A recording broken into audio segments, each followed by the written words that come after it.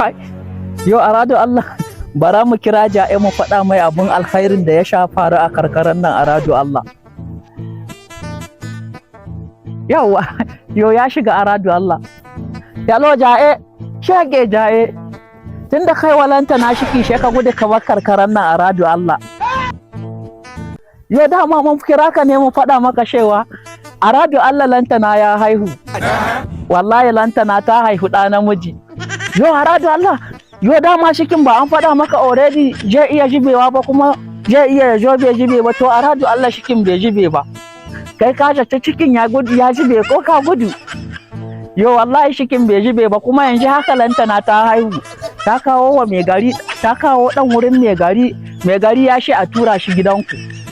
Wurin matanka a ba matanka yaron she ka dawo shan nan za a sha lokacin da za a yi shuna. Yo arado Allah shine muka kira ka mu fada maka shege ja'e yo arado Allah ja'e ya sha mu yaro a shama.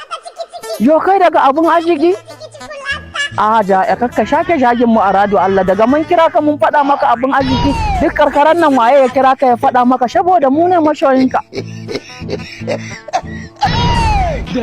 Yo shikenan ka Allah ya sha ka dawo yaro da yana na yaje maka har ka dawo ka ganshi za kuma a ci gaba da rainan shi har ya girma.